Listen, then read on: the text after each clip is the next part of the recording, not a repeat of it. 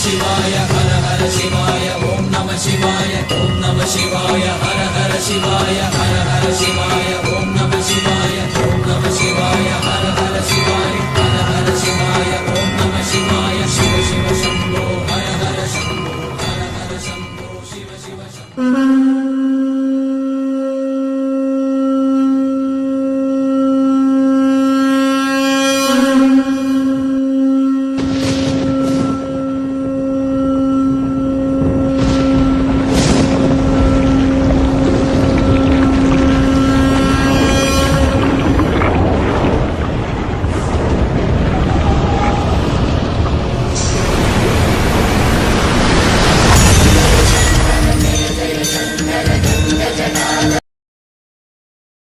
ಭಾರತದ ಇತಿಹಾಸದ ಬಗ್ಗೆ ಯೋಚನೆ ಮಾಡ್ತಾ ಹೋದ್ರೆ ಸಣ್ಣ ಸಣ್ಣ ವಿಚಾರಗಳಿಂದ ಹಿಡಿದು ದೊಡ್ಡ ದೊಡ್ಡ ವಿಚಾರಗಳವರೆಗೆ ದೈವತ್ವವನ್ನು ಕಾಣ್ತೇವೆ.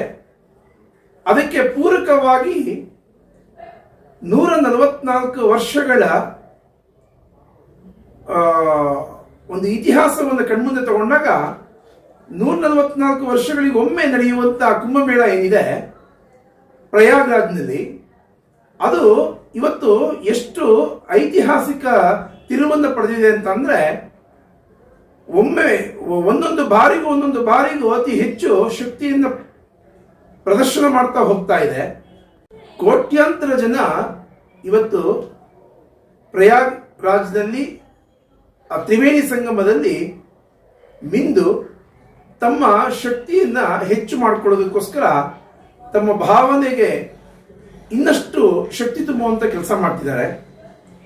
ನಂದಪ್ರಯಾಗ, ಕರ್ಣಪ್ರಯಾಗ, ರುದ್ರಪ್ರಯಾಗ ಮತ್ತೆ ದೇವಪ್ರಯಾಗ ಇವೆಲ್ಲವನ್ನು ಕೂಡಿಸಿ ಪಂಚಪ್ರಯಾಗ ಅಂತ ಹೇಳ್ತಾರೆ.